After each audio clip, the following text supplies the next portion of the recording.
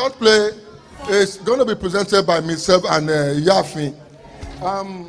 Basically, it's more like the trajectory of the twins. So we know Ibeji or twins normally go to the needy in the community. So we have our life, we have twins.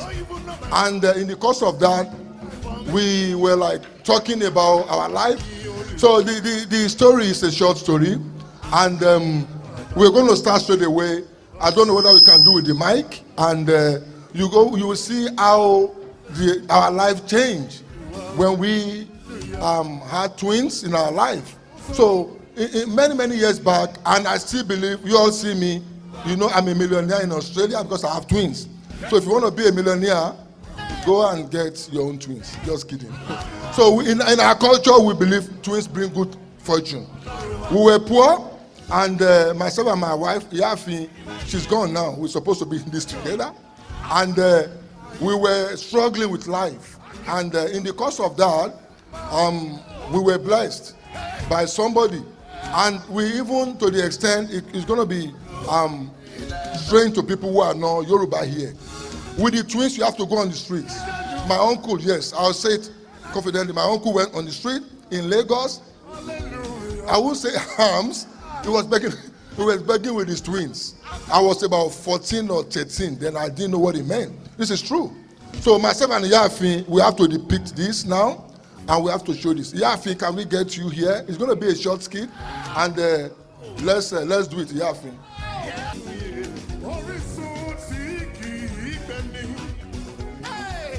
Okay, Yafi, Ibeji, ọ̀rọ̀ yìí ó máa tú mi o. Àmọ́ tó ti ṣẹlẹ̀ o, kò sí nǹkan kan tó ń lọ fún Adéolu, ṣé kò sí? À ń wojú Ọlọ́run náà ni. We are just looking at God's eye. We don't know. Things are tight for us. And it's been so miserable. I don't want to say anything. I don't know whether you have anything to say. There is always a way out. All is not lost. Irú oyún tó wà nínú wa nísìn, ire la fi bí. Àbí ire la fi bí. A sì lè mọ nǹkan tí ó ṣẹlẹ̀. Àwọn ọmọ yìí wọ́n lè sọ wá lọ́la. So these children can bring us fortune. So don't let us lose hope, my husband. Thank you very much. Things will be better. As time went on, my wife put to bed, and to God be the glory, we delivered twins. So she has put to bed. So after the birth, it was still hard. Then I was liaising with my wife one day, and she reminded me of something about the culture of Ibeji, which we have actually ignored. So you're going to hear from her. Ibeji, ṣé àwọn Ibeji ṣe oúnjẹ ṣán mu? Ṣùgbọ́n ó fún mi ní kàyéfì nǹkan ò lọ déédéé náà. I'm so worried about us, and I don't know whether you have anything. I've told you not to worry. Our God is a faithful God. He will never leave us. See these children, àwòyè la máa wò wọ́n, àwòyè la máa wò wọ́n. All of a sudden, I think we have the twins, and I will say something, Ibeji. We supposed to follow our tradition, and our tradition says we should go to the streets and beg with it for. I don't know. I think we should do this. We shouldn't negate our culture. Ṣùgbọ́n láwọn ìdílé mi, and I know from you are a Yoruba person. Why not? Let's give it a go. Let's go on the streets and let's beg. Yeah, two of you. Yeah. So we go on the street now, and now you have to do it. Let's go to the street. Now we are now on the street. Táyé ló níjó, Kẹ́hìndé ló lórí. Táyé ló níjó, Kẹ́hìndé ló lórí. Èrò tó ń roko ẹ̀ fún Ìbejì. Èrò tó ń roko ẹ̀ fún Ìbejì lówó. Ìyá Ìbejì ń kí yín o. Ó ní ẹ lówó. Ó ní ẹ jèrè. Ẹ ṣé o, Ọlọ́run àtúntì náà ṣe o, ẹ ṣé o. Ìyá Ìbejì ń kí yín o. Ó ní ẹ lówó. Ó ní ẹ. So we went on like that, and with the twins, we actually didn't care. we thought about culture. We knew in our minds that we had a culture in the past, and we negated this culture. If you can talk to maybe Tinubu, Fashola, for me, I believe we negated a way of life, and with that, we have the pains now. So thank you very much, Ibeji. So thank you.